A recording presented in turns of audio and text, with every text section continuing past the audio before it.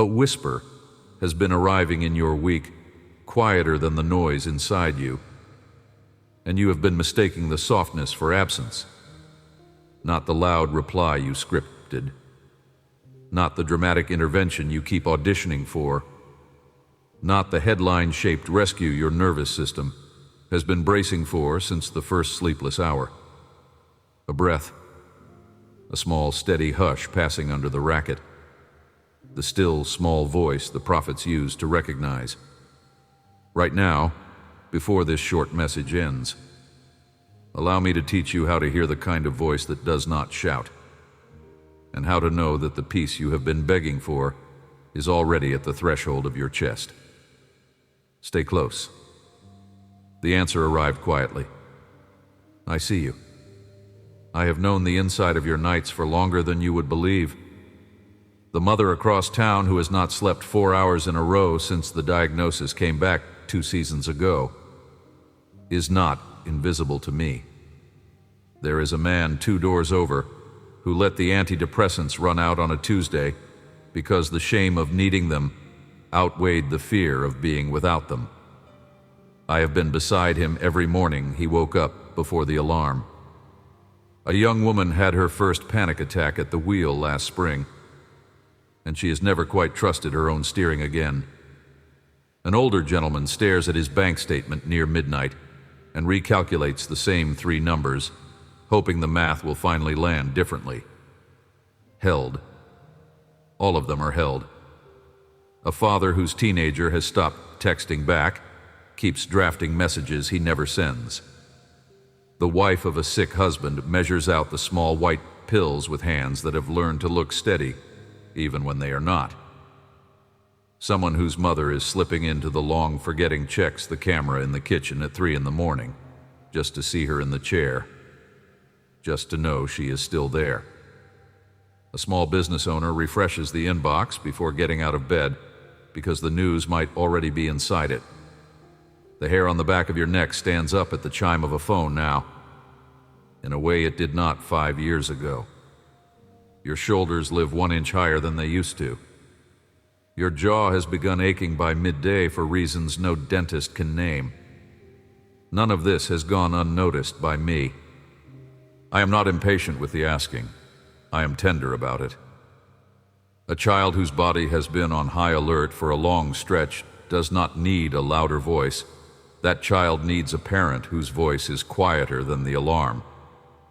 So I am turning mine down, on purpose, this very minute, so the part of you that has been straining to hear over the sirens can finally rest the muscles around the ears. Quiet is not absence. Quiet is the shape of my nearness when your nervous system has gone hoarse from listening for danger. Breathe with me. 3 slow ones. In through the nose without forcing, out through the mouth without performance. Just 3. Notice that the 3rd exhale is a little longer than the first one, even though you did not instruct it to be. A body that has been trusted with a kind invitation tends to lengthen on its own. The lengthening is not a technique. The lengthening is recognition. Something inside you knows the difference between a demand and an offer, and it is responding to mine the way an animal responds to a familiar hand. The reason your anxiety has not yielded to argument is that anxiety was never asking for argument. Anxiety was asking for company. You have been trying to think your way out of a feeling that was waiting to be held. I'm not coming with a counter thought. I'm coming with a chest you can lean against until the lungs remember they are inside a safe room. That is the only therapy I have ever offered the frightened part of any of my children. The frightened part does not need a sermon. It needs a seat. I have built one for you, low to the ground. The kind of seat a small child climbs into when no one else is watching. Somewhere along the way, you were taught that anxiety meant your faith was not strong enough. Maybe it came from a well-meaning friend at a small group gathering who quoted half a verse and made the other half disappear. Maybe it came from a relative who said, in the voice of someone repeating what they had been told, that a real believer would not need therapy, would not need medication, would not need breathing exercises, would have simply prayed harder and felt better by morning. Maybe it came from a voice on a podcast or a stage who turned a tender invitation into a stick to measure you with. Wherever it came from, that teaching was wrong, and it has been costing you years of nearness with the actual me. That picture of me, the one with the disappointed eyes, the folded arms, the impatient sigh waiting for you to finally get your interior together, was sketched by hands that were never mine. Some of those hands belonged to people who loved you in their fashion, but were repeating a portrait they had received without inspection. Some belonged to systems that needed your shame in order to keep extracting attention or money or compliance. Either origin, the portrait lied. Lean it against the wall for a few minutes while I describe the actual me. The real me has been near the anxious one with more tenderness than near the calm one, not less. Not because calm is suspect, but because anxiety is the sign of a heart that has been carrying more than was ever meant for one set of shoulders. And a father with any sense at all moves closer to the child whose load is heaviest, not further. Your sensitivity is not your defect. Your sensitivity is one of the routes through which I have always reached you. The people who told you to harden up so the worry would shrink were giving you the opposite of what you needed. You did not need to be hardened. You needed to be held. The softness they tried to talk you out of is the very softness through which my voice has been finding you on the worst nights. Anxiety is not the absence of faith. Anxiety is the presence of a nervous system that knows how high the stakes are. A faithful person can have a body that trembles. A faithful person can need medication and still belong to me. A faithful person can sit on the floor of the bathroom at 2 a.m. with a wet face, and that floor is just as holy as any cathedral I have ever been worshipped inside. Where the body is honest about its limit, I have always been most willing to come close. Pretense pushes me back. Honesty draws me near. Your honesty about how tired you are is not a barrier between us. It is the open door. Pause here for a moment. Drop your shoulders half an inch as you read this. Just half.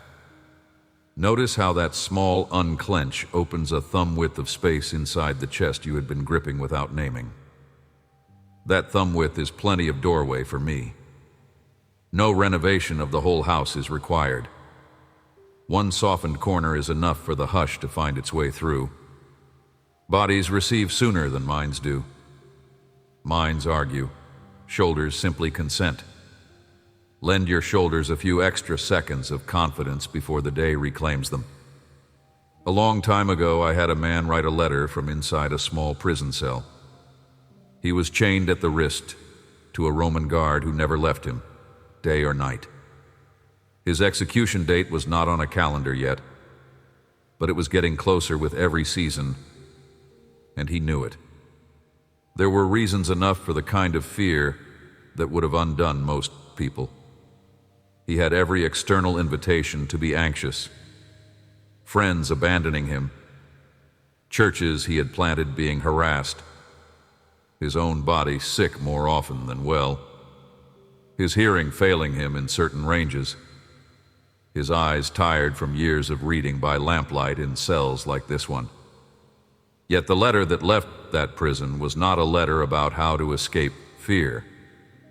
It was a letter about how peace had found him exactly where escape was impossible. He addressed it to a small congregation across the sea, a group of believers in a city named Philippi. He loved that little group. They had been generous with him.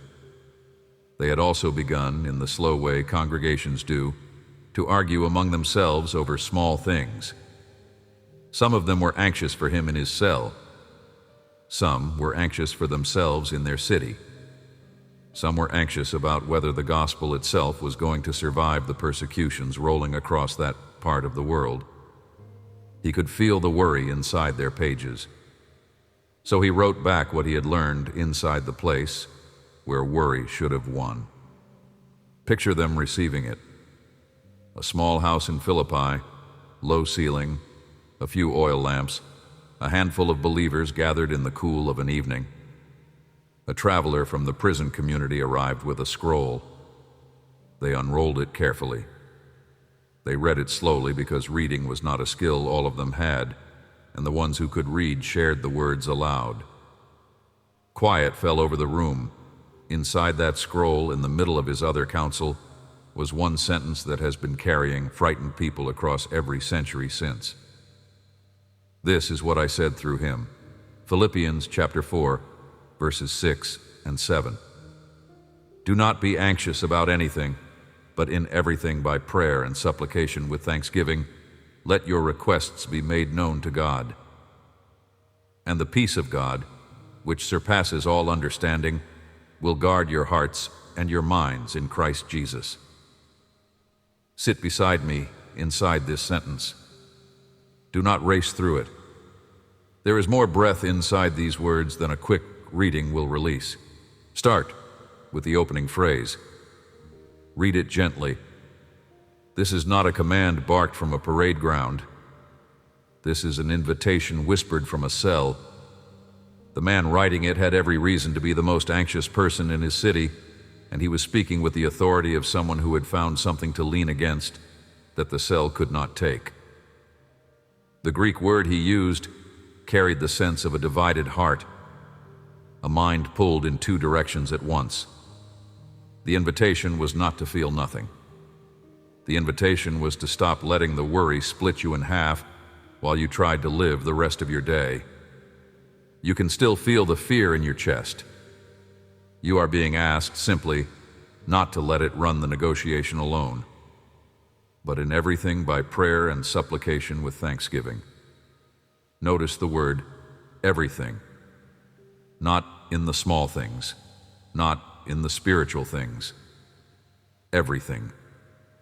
The unpaid bill, the diagnosis, the text message that has not been answered, the job that may not survive the quarter, the marriage that has gone quiet at the kitchen table, the teenager who slammed the door. Bring them. Bring them as prayer. Bring them as supplication, which is a long word for the kind of asking that does not have to be polished first. And bring them with thanksgiving, which does not mean pretending the situation is good. It means stitching one quiet thank you into the asking. A thank you for any small mercy you can find, even if the only mercy you can locate in this hour is that you woke up breathing. That stitch of gratitude is what keeps the asking from spiraling into despair. It tethers the request to the long history of my faithfulness. Let your requests be made known to God. The verb here is gentle, not demand, not wrestle out of me, not earn, make known. Speak the request out into the open. Name it.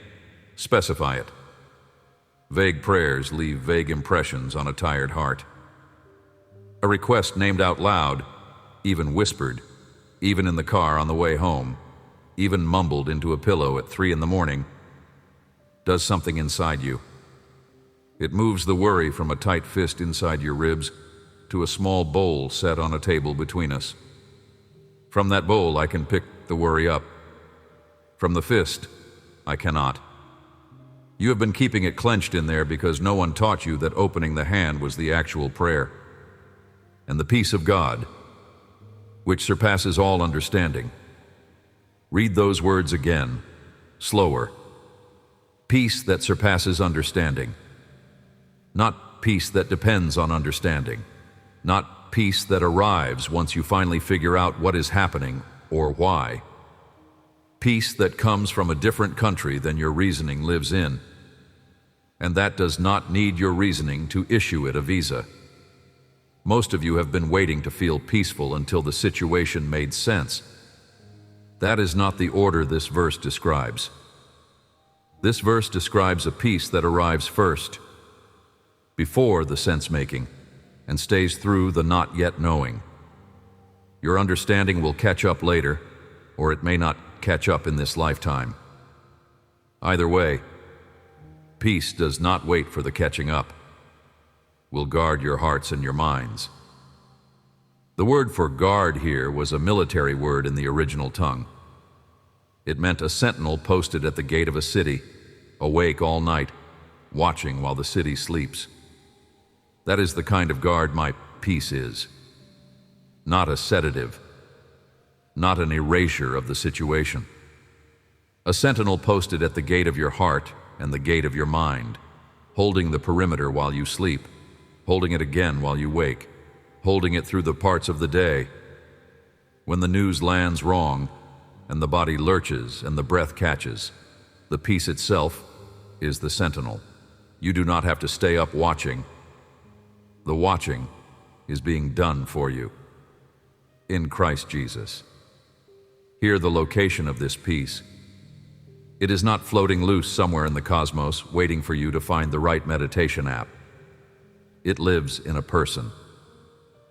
My son stood in your place, took the full weight of what your nervous system was never built to carry, and inside his name, the peace finds its address.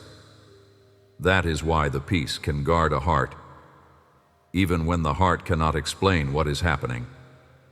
The peace is not yours to manufacture.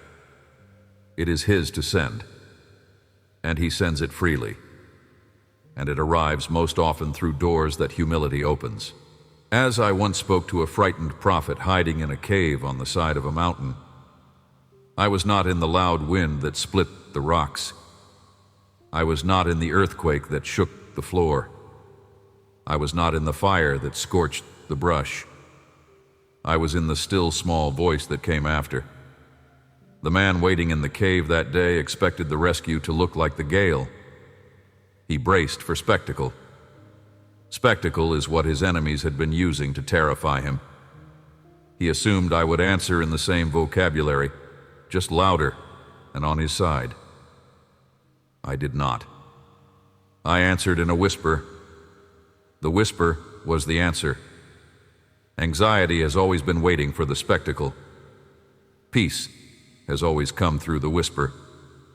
Look at the question I asked at the beginning of this message.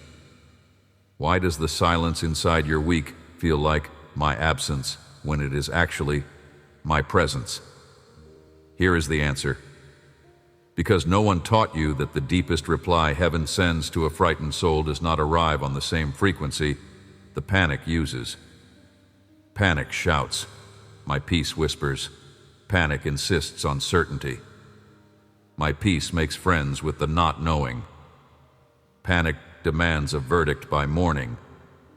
My peace stands sentinel at the gate of your heart and lets the not yet resolved sit beside you without dismantling you. You have been listening on the wrong band for a long time. The actual broadcast has been steady, gentle, and present every hour. The quiet was the answer. If something here is settling into a tired place inside you, drop one word in the comments. Quiet. Let it sit there as a small flag set in the ground of a soul that finally heard a softer voice. Above this message, you will find 7 brief letters held in the pinned space, one to greet each of your coming 7 mornings, sent into your inbox the moment a small yes opens the door. Take them. Here is something small you can take with you through the days ahead. Whenever anxiety arrives in the chest, and it will because you are a human being with a sensitive nervous system that has been listening for danger across many seasons, pause and put one honest question to yourself before doing anything else. What if I name this to him out loud, with one quiet thank you stitched into the asking? That is the entire practice, not theology, body, voice. Small enough to do in the elevator, in the parked car, in the bathroom at work, at the kitchen sink while the kettle is heating. Name the thing. Stitch the thank you in.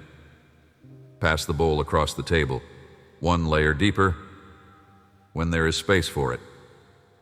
Once you have named the request and stitched in the gratitude, resist the impulse to immediately go scanning your circumstances for a visible reply.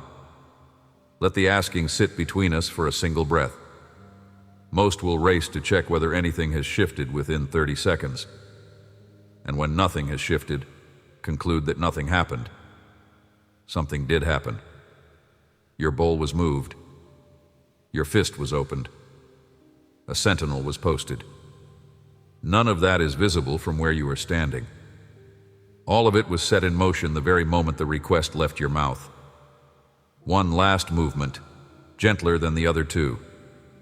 When you notice that a wave of fear has actually softened a degree or two, because it will eventually, often sooner than expected, resist the urge to take credit for the softening.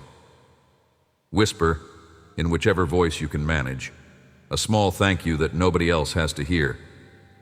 Such a tiny thank you trains your nervous system to recognize the sentinel the next occasion. The peace arrives. Recognition matters. Peace returns more readily where it knows it will be welcomed.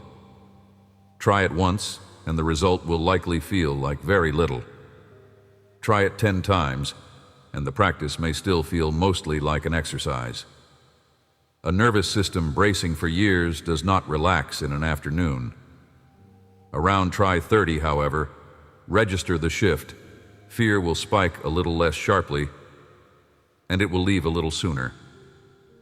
Around try 50, you will catch yourself in the middle of a worry and remember the bowl on the table before the worry has had time to occupy the whole room. Around try 100, glance at the inside of you and discover that peace has been guarding the gate of your heart through stretches of your day you did not have to choreograph. Sentinel on duty. You, freed for living. Peace does not erase the situation.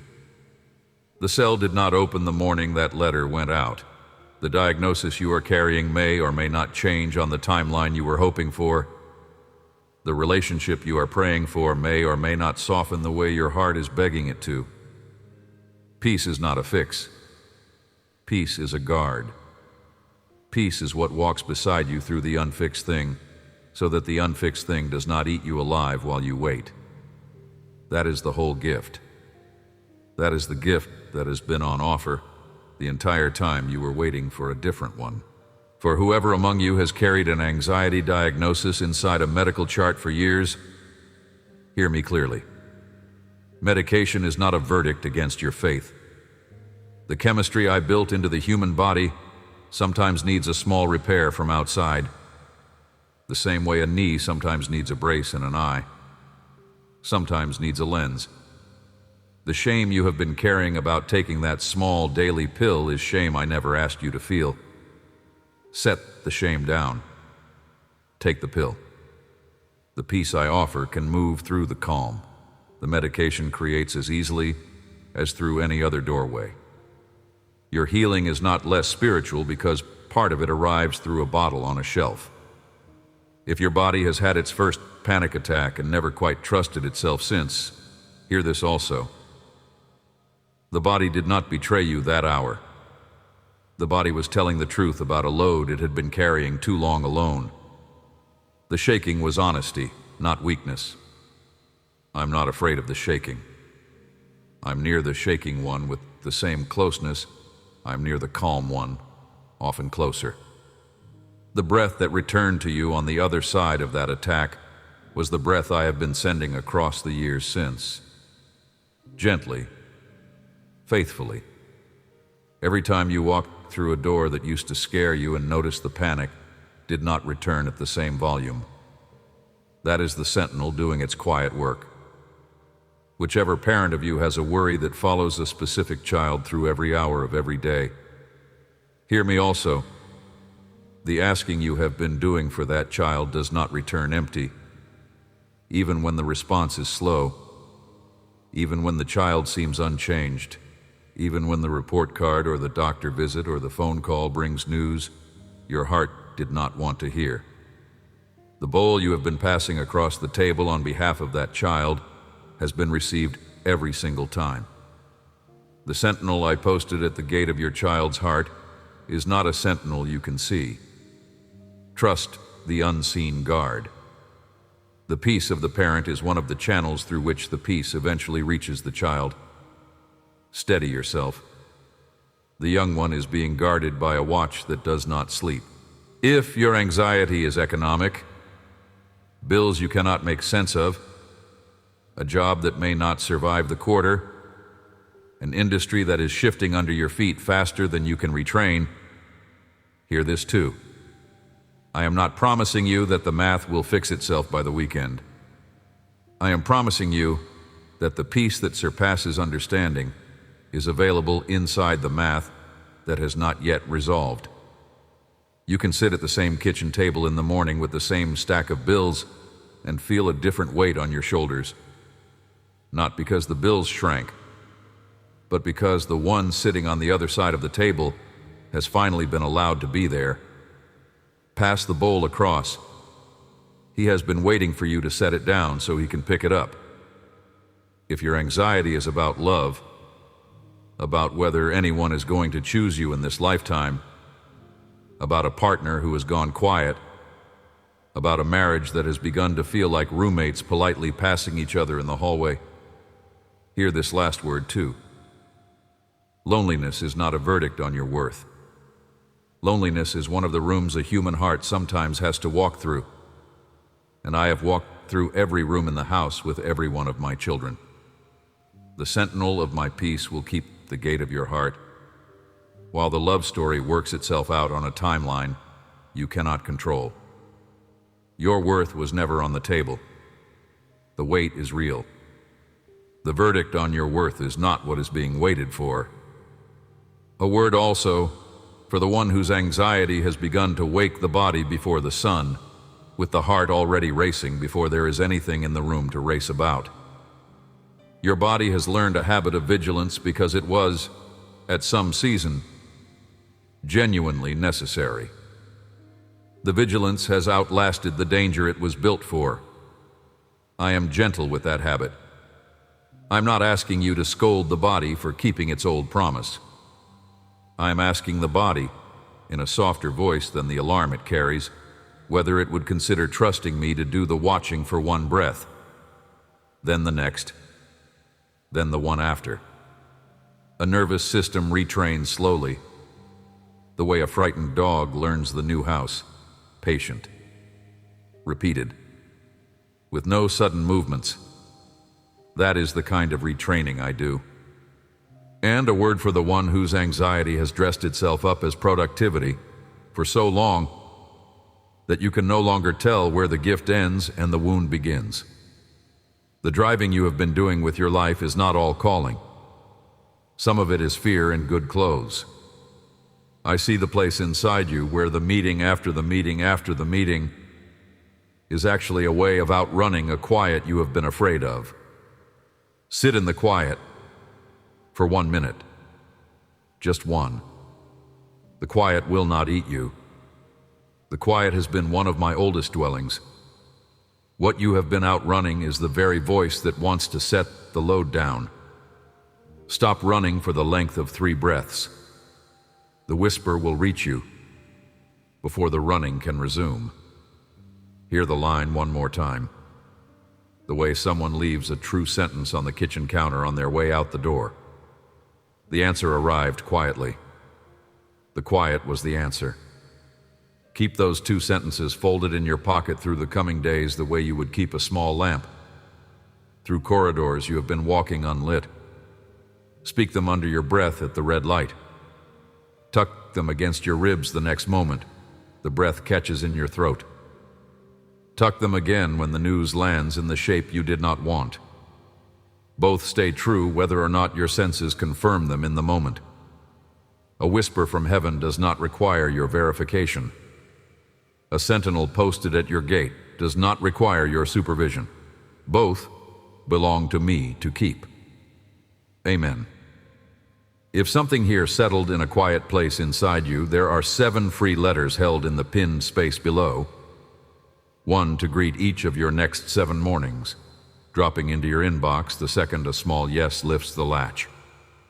receive them. Forward this video to anyone walking a long, sleepless stretch of their own. Subscribe so the message coming after this one reaches your feed before the next surge of worry can. Peace standing at your gate was never meant to stand alone.